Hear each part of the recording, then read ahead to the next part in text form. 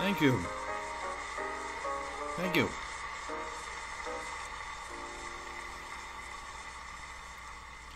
Thank you very much. Hello, my name is John Droz. I'm an independent physicist who's been actively working on environmental and energy issues for over 30 years now, on my own dime. I'm part of an informal coalition of volunteer citizens who are advocating that real science be the basis of our environmental and energy policies. But how many people know what real science means? Well, that's what this is all about. I was honored to be invited to give this presentation in Raleigh, North Carolina to state legislators. We had some video recording issues at the live event, so I'm redoing it for YouTube viewers. So, let's get started. I chose an opening image that gives some indication of the magnitude of the threat we're facing. As dramatic as this picture seems, it's an understatement of what is actually happening to us. I've given dozens of talks in some 10 states on a variety of technical topics, like wind energy and sea level rise. In my view, this is the most important talk I have ever given, as this is the root of almost all our energy and environmental issues. When I started my research for this presentation, I thought it would be easy to cover this topic in 30 minutes. However, it didn't take long to come up with literally hundreds of studies, reports, articles, and books, like this one here, on this subject. What I've tried to do is distill this down to the major points and to give it some organization. Quite frankly, there are several aspects of this issue that are a full talk in themselves. My objective here is to give you a quickie overview. For those who would like more detail, the good news is the full presentation is available at scienceunderassault.info. So you can go online at your own convenience and go through it at your own pace. The online version includes over 100 extra slides that aren't in this condensed version. Plus, that has 6 pages of references for all the material you'll see here. At the end, I'll give you my email, as I'm glad to try to answer any questions, and I would welcome any ideas you have to make this talk better. Conventional view is probably that most scientists are geeks with limited social skills, somewhat like the characters on The Big Bang Theory. One of my points here is that scientists are real people, which is both good and bad. Anyone know who said this? Well, the surprising answer is Albert Einstein. Who would have thought that while working on relativity, he'd be daydreaming about kissing girls? As a scientist, I'm not really a public speaker and may well have limited verbal aptitude. I'm continually amazed, though, how 26 letters can be arranged into a mosaic of words that can profoundly impact people's lives. But, as Mark Twain so insightfully noted here, little differences can be really big. Look what's going on in the global warming arena, where the words have been in an almost continuous state of flux. You can be sure that there are many Madison Avenue types carefully parsing what is the current most marketable phrase to pitch. Scientifically, though, the term climate change is equivalent to saying something like wet water, so I won't be using it. This editorial said it perfectly. Quote, "If everything that happens becomes evidence for what you want to believe, how can you call it science?" Unquote.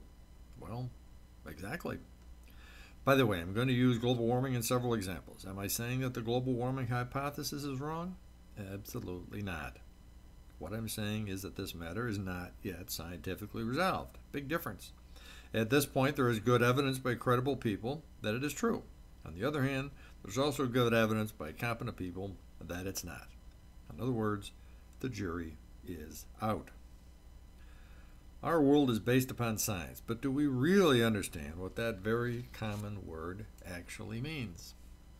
The clothes you're wearing, the food you eat today, the vehicle that gets you around, the building you're in, the lights in the ceiling, the computers we're both using, all come from scientific discoveries. These are based on generations of scientists using logic and deductive reasoning, carrying out observations and measurements, formulating and then testing hypotheses and theories. That's what most people think when asked to define science, things like theorems and equations. But that is not science. I like these observations. Quote, "Science is a way of thinking, much more than it is a body of knowledge. Our species needs and deserves a citizenry with minds wide awake and with basic understanding of how the world works. And science has its weaknesses, and it doesn't have a stranglehold on the truth, but it has a way of approaching technical issues that is a closer approximation of truth than any other method we have." Unquote. The term science comes from the Latin word scientia, which means knowledge. The question is, how do we obtain knowledge in technical areas? Over thousands of years, we have worked out a methodology for discovering the technical truths of our universe. That is what the field of science is all about. Science is a process. The understanding that science is a process is critically important for our evaluating claims that are supposedly based on science. The question always is, did they follow the process? Okay, so what is this process? These are the four basic elements. Note that the comprehensive element requires technical, economic, and environmental evaluation. When advocates propose some technological solution, like wind energy being the cat's meow, our response is very simple. Show me where a genuine scientific assessment has been made of your claims. Using these four criteria, it will be very apparent whether you're dealing with science or snake oil. A good question is, who has the obligation for going through this process?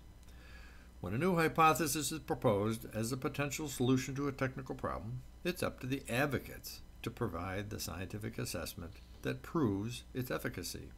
It's not our obligation to disprove anything. Science without the proper process is not science. Call it whatever you want. Political science, pseudoscience, junk science, astrology, etc. But it is not true science. Before we go into how science is under assault, we need to understand why. It may not be apparent, but it's mostly about religion. The basic difference between traditional science and conventional religion is that science is based on provable facts, while religion is instead based on faith. Although there have been periodic spats between these two worldviews, usually because one trespassed into the territory of the other, by and large, science and religion have amicably coexisted for a long time. I'd say that it's been a bit like a brother-sister relationship. But what we have now is that a new global religion is competing for the hearts and minds of worldwide citizens. It doesn't take much investigation to see that this is the conclusion of most objective observers.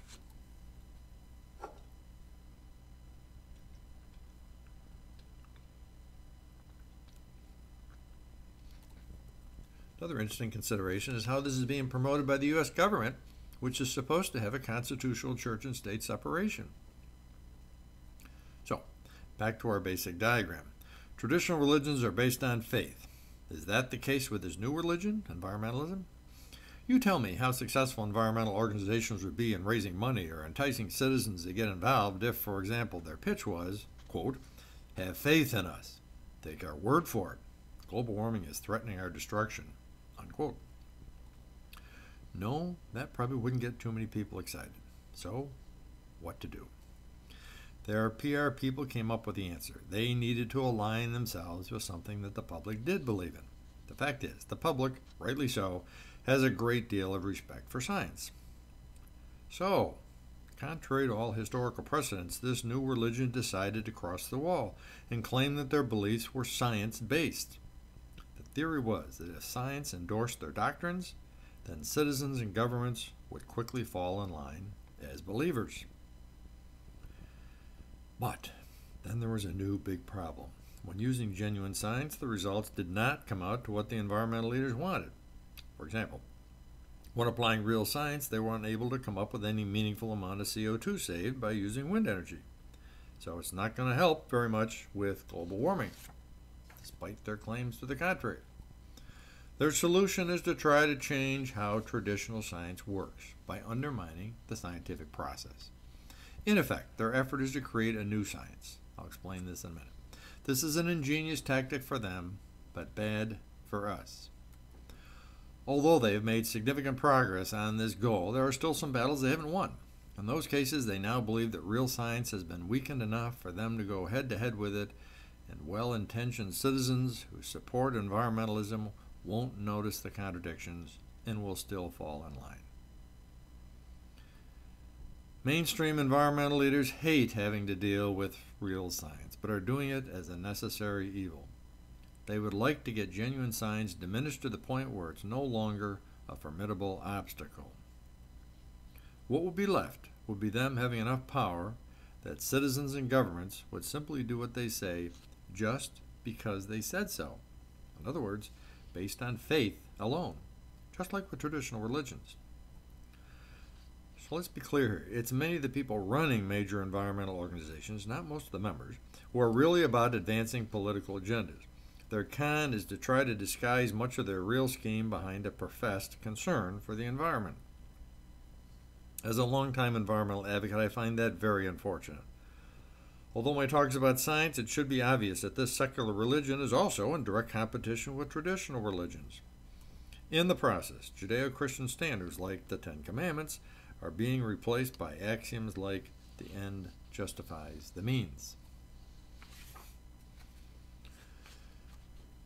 Since we now realize that science is the enemy of those promoting self-serving political and economic agendas, we need to be aware of the deceptions they use to fool trusting souls. Here are some of the more common ones. This major trick is used every single day. Dilbert seems to have some good insights on a lot of things, and this is a humorous way of making this significant point.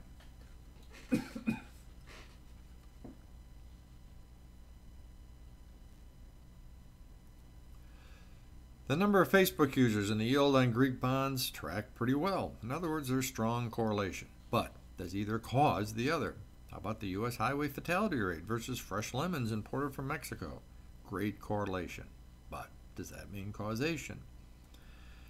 How about ice cream sales versus shark attacks? Or the quality of rock music versus U.S. oil production? There are thousands of such examples where there is superior correlation but zero causation. In these cases, though, citizens have the knowledge to understand that there is no causation. But what about this? Now we are outside the realm of most people's expertise. The anti-science agenda promoters are fully aware of this deficiency, which is why they are bombarding us with this false causation message every day. Here's another example, that this is a totally bogus claim that has zero scientific proof behind it. But the message is that there is causation, supposedly proved by some correlation. Of course, if you look at this article a bit more closely, there are some other hints that it is not an educated position. This says it will. Quote, "The link between extreme weather and global warming has as much scientific basis as the pagan rite of human sacrifice to ensure a good harvest." Unquote. Second major deception is to fool unwary about consensus. Basing a case on consensus is essentially an appeal to authority, which is a logical fallacy. The situation boils down to two simple facts. Number one, consensus is not part of the scientific process. And number two, it's unknown whether there's a real consensus anyway. I can't say it any better than here. Quote, "The work of science has nothing whatever to do with consensus. Consensus is the business of politics. Science requires only one investigator who happens to be right, which means that he or she has empirical results that are verifiable and reproducible. Consensus is irrelevant. The greatest scientists in history were great precisely because they broke with the consensus." Unquote. When I circulated the draft version of my presentation to other scientists, one came back and objected to this quote, saying Crichton was not a research scientist. Well, yes, that's correct, but such a comment is indicative of how our communication is going downhill. Real science is about educating the facts, not casting aspersions on the source. Such thinking also indicates a rather elitist perspective, that the only people we should listen to are those who have a degree in the topic. Well, that's simply baloney. But just for those who have that opinion, I'm assuming that Einstein would meet your qualifications. He made several remarks against the concept of scientific consensus, like, quote, quote, "He who joyfully marches to music and rank and file has already earned my contempt. He has been given a large brain by mistake, since for him a spinal cord would suffice." And few people are capable of expressing opinions that differ from the prejudices of their social environment. Most people are even incapable of forming such opinions. There are numerous examples where essentially all the technical experts are wrong. Here is a recent one. Up until a few years ago, essentially the entire medical establishment believed that most ulcers were caused by stress. That means every medical doctor, every medical PhD researcher, every medical hospital, every medical school, every medical textbook, every medical journal, every pharmaceutical company in the world, they were all wrong. This physician says it well. Quote, "A serious problem arises when advocates wield scientific consensus as if it were a valid scientific argument that carries the same weight as experimentally derived evidence." Unquote. But what about the legitimacy of the consensus claim? Here is an example indicating that there is no consensus. Only 32% of these scientists and engineers agreed with the statement that, quote, "the debate on the scientific causes of recent climate change is settled," unquote. And only 26% of them attributed global warming primarily to, quote, "human activity like burning fossil fuels," unquote. Compare that to the typical assertion we have seen repeatedly. Note that the headline says 97% of scientists, which is 100% dishonest. In the text, the message is then deceptively changed to saying 97% of scientific experts. Well, that's false too, as I'll show you in a minute. Not surprisingly, con artists are not beneath cooking the stats. Here are the actual survey figures from one of the most widely cited sources. Over 10,000 scientists were sent the survey. That is not even close to 1% of scientists worldwide, so keep that in mind. More significantly, it was poorly worded. Remember, words are important, and that might explain why less than a third even bothered to respond. Out of the 3,000 plus responders, the survey authors arbitrarily decided to consider the answers of only 77 of them. 75 of those agreed with the vague global warming question, so 75 out of 77 gives 97%. Since the vast majority of the scientists surveyed here didn't even respond, the only true consensus here is that there was widespread agreement that this poll wasn't worth their time to participate in. Is the media and other promoters presenting this situation accurately? I think not. Peer review is another subtopic we could spend the whole time on. Here are some peer review basics. The most important thing to understand is that peer review does not constitute proof of anything.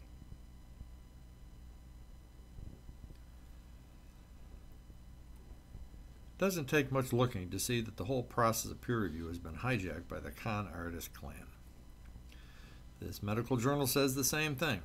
One of the abuses of peer review is that it now has often become pal review. In particular, the misuse of peer review in the global warming area has been very embarrassing to many scientists. Peer review is an arbitrary academic anachronism that is more about politics than science. It all comes down to this summary, which was written by the editor of the very well-respected British medical journal, The Lancet. Quote, "The real mistake, of course, is to have thought that peer review was any more than a crude means of discovering the acceptability, not the validity, of a new finding. Editors and scientists alike insist on the pivotal importance of peer review. We portray peer review to the public as a quasi-sacred process that helps make science our most objective truth teller. But we know that the system of peer review is biased, unjust, unaccountable, incomplete, easily fixed, often insulting, usually ignorant, occasionally foolish, and frequently wrong. Once you have a better understanding of what peer review really is, this conclusion won't be as stunning as it initially appears to be. Note where it says that research findings are often just indicators of prevailing bias. Yet another con is to purposely obfuscate the distinction between science and scientists. To understand the ruse here, we need to have some perspective. So the questions are, is every priest a holy person? Is every lawyer a law-abiding citizen? Is every scientist a promoter of science? No. The reality is that there are tens of thousands of scientists who are not practicing real science. Here are some of the main reasons for this shameful and unacceptable behavior.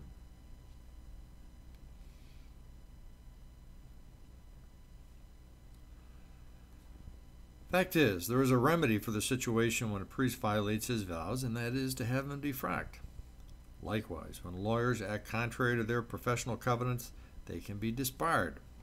But when scientists breach their professional commitment, there is no such procedure to call out the bad apples. In my view, they should have their degrees revoked. Instead, what typically transpires is that they get funded by special advocacy groups who want to take advantage of their science credentials to promote some economic or political agenda. So, this is what happens.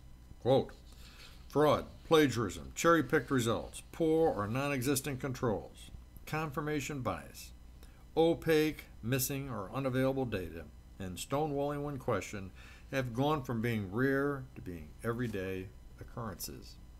Unquote. So the bottom line is there can be an enormous difference between a report by scientists and a scientific report. We simply need to look for the four elements of the science process to see if any report by scientists makes the grade. One last thing in this part. I hear the term bad science a lot. To me, that phrase is like scraping fingernails across the chalkboard. There's no such thing as bad science, as science is a process that has been proven to be successful. There are numerous examples where the scientific process has been perverted, aborted, distorted, etc. These are all examples of bad scientists, not bad science. This is an extremely important word distinction. Part of the assault on science is to undermine its credibility. If citizens can be hoodwinked into believing there's good and bad science, that goes a long way towards their questioning the legitimacy and applicability of science itself. Yet another common scam is to use computer outputs to give the illusion that the results are more accurate than they are. People generally have respect for the power of technology. After all, who are we to question the conclusions of a $10 million supercomputer? On the other hand, it takes some degree of arrogance to say that extremely complex matters, like global warming 50 years from now, can be accurately represented with nothing more than ones and zeros. But that is exactly what we're trying to do. Furthermore, in many cases, these models are being generated by people with substantial biases. I've written some 100,000 lines of computer code, so I know something about this. Take my word for it. It's child's play to write a computer program proving that pigs can fly. The indisputable fact is, we are far from understanding all of the relevant physics of climate. For example, as this Woods Hole graph shows, scientists are uncertain about some 20% of carbon sinks. This is an extraordinary gap in our knowledge of a key item. Knowing that we have such a huge missing pieces of the puzzle today, it's simply preposterous to claim that we can create a highly accurate computer model for 50 years from now. Here's part of an interesting study about some of the people writing future computer climate models. These programmers acknowledge that they have difficulty in segregating the real world from their digital fantasy. The completely expected result is that there are often large discrepancies between reality and these collections of ones and zeros. This article gives us a cautionary tale that is amazing that we have yet to see the connection with. It's about the fact that a primary reason that there was a crash in the whole world's economy was due to failed computer models. Yet these are the exact same things we are now being asked to trust as we spend tens of trillions of dollars to prevent so-called global warming. Most Wall Street computer models radically underestimated the risk to the complex mortgage securities. The people who ran the financial firms chose to program their risk management systems with overly optimistic assumptions and to feed them with oversimplified data. I'm quoting here. Financial institutions use very sophisticated computer models put together by highly paid experts, using masses of data based on what was taken to be the most up-to-date understanding of how things work. all of which gave the output of these models huge credibility. Sound familiar? The problem was precisely that they were attributed such credibility. In particular, their output was treated as empirical evidence, as actually telling people about the state of their risk exposure. They did nothing of the kind. All they did, all computer models can ever do, is tell you the consequences of the programmer's assumptions. They do not tell you how the world is. They tell you about how the programmer thinks the world is. But this is a distinction that is very, very easy to lose sight of. One of the 4 elements of the scientific process is to be comprehensive. Using selective data is a violation of that standard. This is a powerful trick because the results can easily be manipulated so that they seem to be very legitimate to the uninformed person. Here's an example that should make it clear. Let's look at Greenland ice core samples and see how changing the time period can give remarkably different impressions. Look at this graph from the Foresight Institute. It appears that we are at an unprecedented high spot.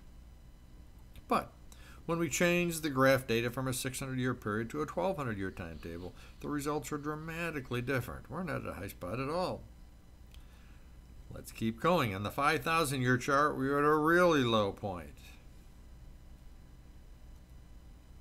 The 10,000-year period is interesting too, and still says we are at a relatively low point.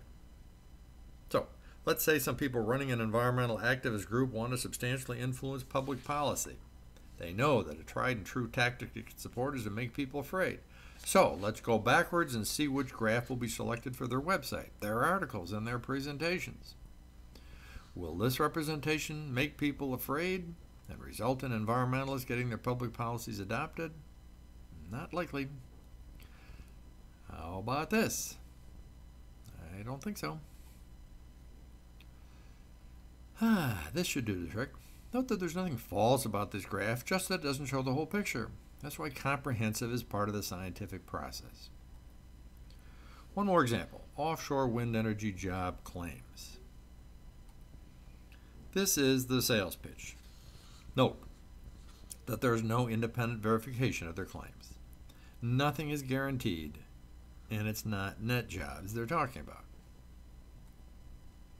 What does real-world evidence say? Well, quote, Britain is leading the world in building wind projects off its coastline, but this has provided negligible work or services to British companies, unquote. Even though a record of new capacity came online, few jobs were created overall and wind manufacturing employment fell. Unquote. Here was a 2012 study done by independent financial experts paid for by the state of New Jersey, which is a wind energy supporter.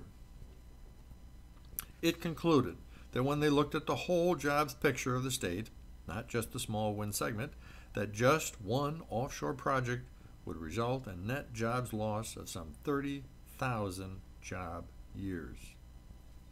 It also concluded that when they looked at the whole economics picture for the state, not just the wind segment, there would be a net economics loss to the state of $900 million. This shows why we can't afford to be fooled by the selective data ruse. Here's a trick you probably never heard of, yet is one of the most troublesome threats to science there is. PNS is post-normal science. The bottom line is that for the first time ever, there are those trying to introduce a value system into the science process. It shouldn't take too much thought before you should ask, whose values? You can be sure they won't be asking you or me. Here is PNS, also known as postmodern science, digested down a bit. These shysters are claiming that this is appropriate for situations where, quote, the facts are uncertain, values are in dispute, stakes are high, and the decisions are urgent, unquote. Think about it. Every one of those items is problematic. For instance, who's the authority to say what we should do when the facts are uncertain? Who is the official arbiter that dictates decisions are urgent, etc.? None of this has anything to do with science, and all of it has to do with giving up our freedoms. As this scientist writes, the ideals of science have been subverted, even in the world's most prestigious universities, by the pernicious and pervasive influence of PNS, where, quote, Scientific objectivity has been abandoned for overt advocacy, unquote. He goes on to say these scientists justify this unscientific behavior because they believe they are working for a greater good. In other words, it's okay to cheat on the science process because the end justifies the means. This is really bad stuff, and another part of this matter that we could spend the whole time on. Right on cue, consider this recent development. It should give us pause as to what happens when secular religion values are artificially injected into the science process.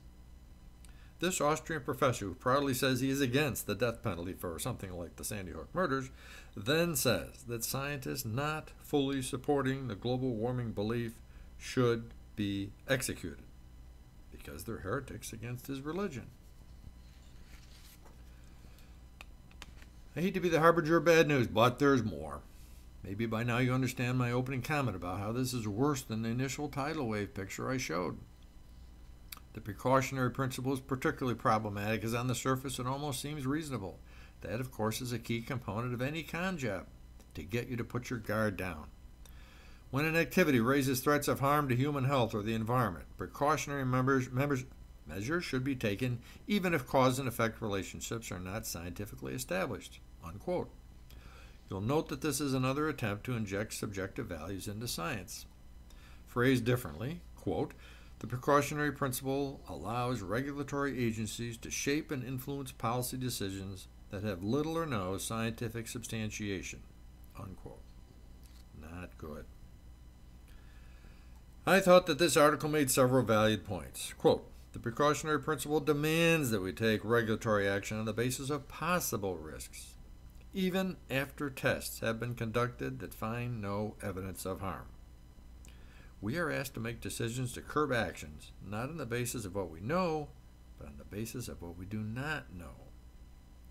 Regardless of what many believe, the precautionary principle is not the safe option.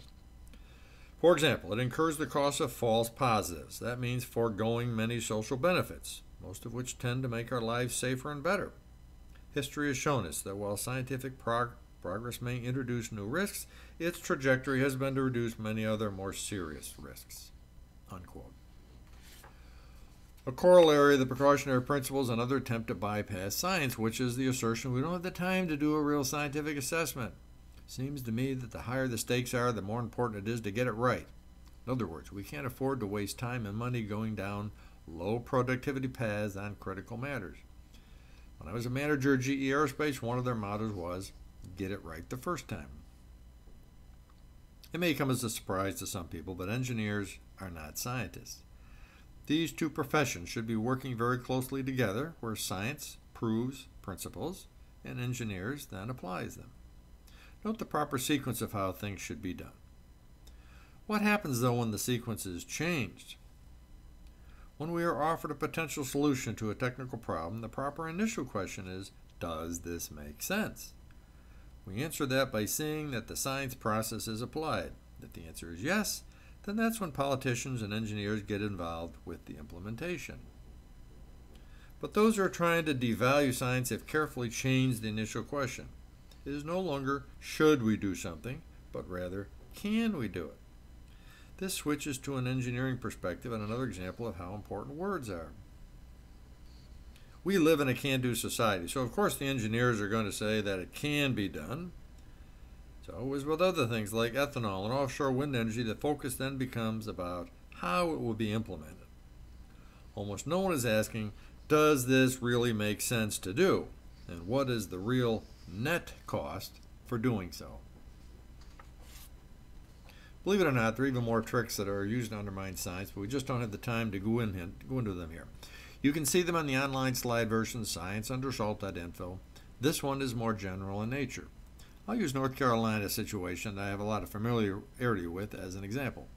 Here's a typical article where the anti-science forces falsely made the North Carolina Sea Level Rise Law, also known as H.819, as being science, supposedly them, versus those with economic interests, real estate developers. There were dozens of these puff pieces, almost all making similar false claims about science.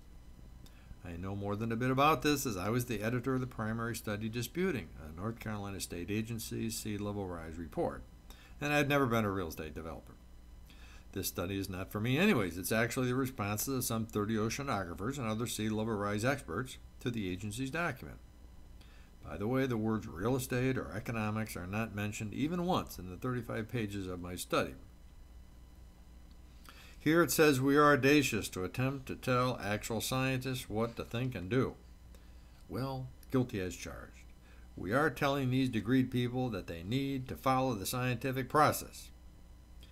In the agency report, they did nothing even remotely like that, and that was the fundamental problem, not economics. Here the Union of Concerned Scientists, which is a political organization, not a scientific one, tries to make another fatal thrust.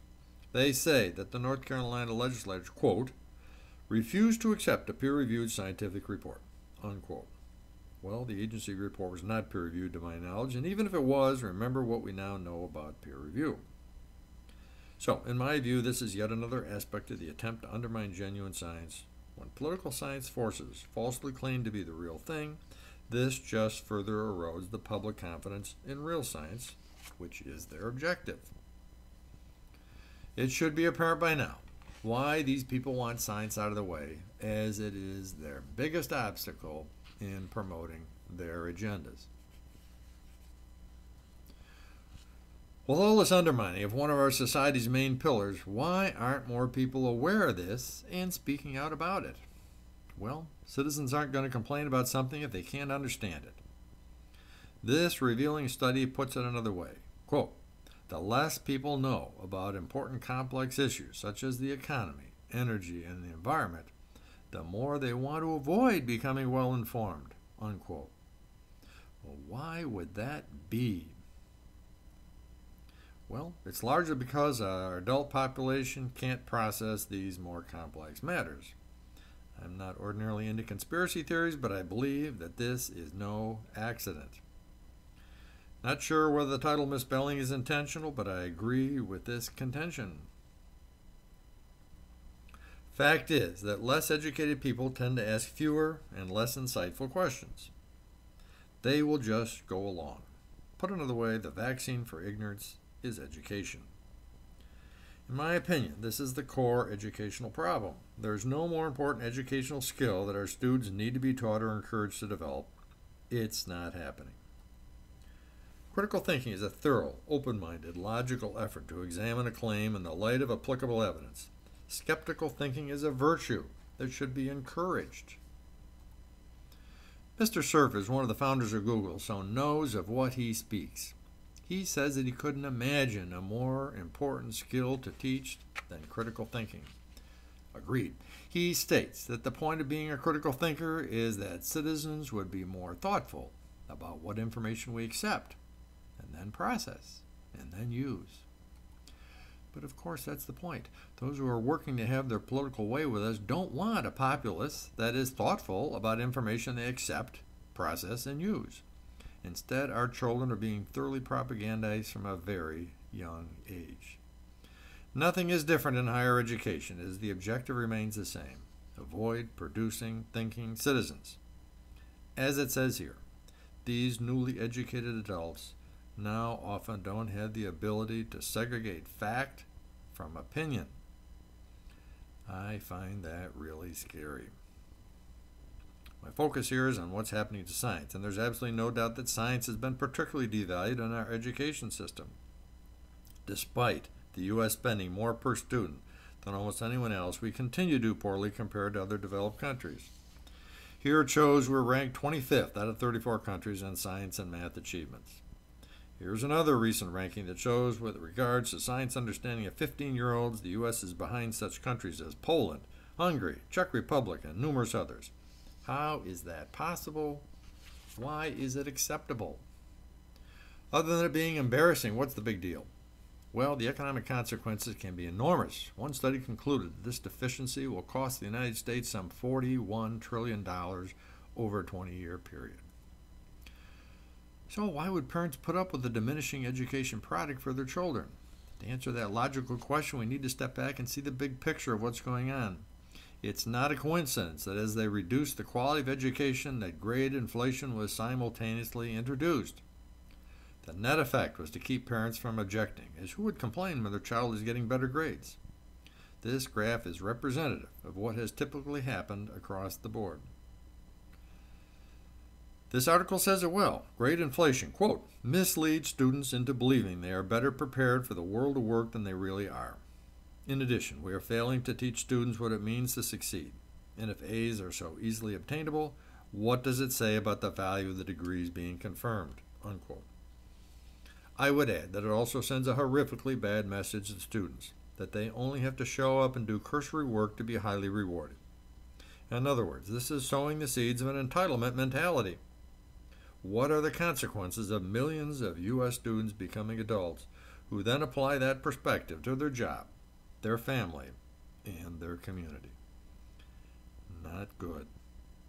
Here's a physics teacher who's bucking the system by giving poor grades for poor performance. Imagine that.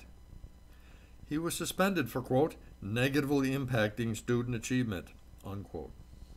You can't make this stuff up. So, do students who want to get better grades work harder? Not likely, as they're being taught that the end justifies the means. An entirely expected result is that if they don't get the grade they believe they're entitled to, they often cheat. And it's more often in sciences, and it's much more than ever before. This is really problematic for the future success of our children and our country. Here's the unsurprising result. Note that it says here that the percentage of scientists who retracted material due to fraud has increased tenfold since 1975. Consider what else we need to do on our education system. North Carolina's Pope Center has some other good ideas. Several years ago, this is what we were warned would be the disturbing but predictable outcomes of our education choices. Quote, we live in a society exquisitely dependent on science and technology, in which hardly anyone knows anything about science and technology. This is a prescription for disaster. We might get away with it for a while, but sooner or later, this combustible mixture of ignorance and power is going to blow up in our faces. Unquote. And here we are today with this extremely revealing study. On the surface, you might ask, why don't facts make a difference? Well, to an informed science-based society, they would. This is more proof that we are moving away from a science-based society to one that is faith-based. We and our students are being brainwashed to accept the new secular religion with its own value system as the basis of our actions. This important research demonstrates how pervasive this has become in our society. Okay, I finally come to the end. I don't like having to show all this text on a slide, but I really like how this organization summed up the situation. Quote, since the waning years of the 20th century, politics has increasingly intruded on science. Scientific insights achieved through systematic, objective collection of data and empirical testing have been subjected to political screening. Research findings that do not conform to political orthodoxy have often been considered politically incorrect or even attacked and censored. This trend has been particularly apparent in environmental matters where the stakes can be very large. Respected scholars have been vilified when their research findings called into question the agendas of powerful special interests. In the public arena, alarmist rhetoric over complicated issues has tended to drown out calm, rational discourse. Politicians and government regulators have made public policy decisions based on false or fragmentary information. As a result, a host of unscientific, intrusive, and counterproductive government policies have become commonplace, including takings of private property, bans of harmless substances, unwarranted liability court awards, Byzantine bureaucratic controls, and regulatory measures that endanger economic growth, public health, and the environment. Unquote. Amen to that. My opinion, this article by scientists is also on the mark. Quote, we need more political and opinion leaders from across the ideological and political spectrum to express their trust in and reliance upon facts. We can overcome the scourge of politically motivated scientific misinformation, but to do so, we must reawaken and mobilize not just our elected officials and industry leaders, but also the American public's great pragmatic majority. Only with their vocal commitment can we return to our core American values of objectivity and reason, upon which the effectiveness and credibility of our democracy depends. I've done mostly a flyby here, so it's important to carefully go through scienceundersalt.info, reading the references provided. The entire education system needs to be upgraded so that it aggressively teaches critical thinking and promotes hard sciences. One of the best ways that political partisanship can be diminished is if we all agree to base technical policies on genuine science, which is apolitical. Reach out to assist state-of-the-art companies that are developing science-based technology solutions. Either we will develop these innovations, or our competitors, like China, will. Once we put on the science perspective, our energy choices are really very simple. We can support 18th century ideas like horse transportation and wind energy, offshore or onshore, which produces buggy whip manufacturing, blacksmith and windmill jobs, or state-of-the-art scientifically sound energy solutions, like geothermal energy and small modular reactors. This is just one example of the latter type of businesses that we should be reaching out to.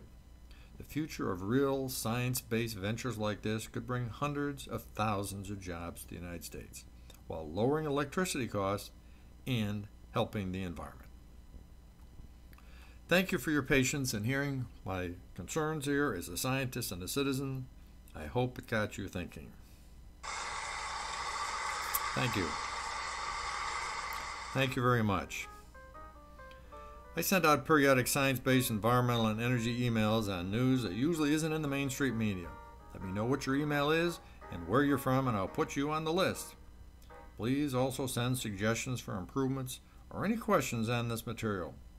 Thank you for your support of real science.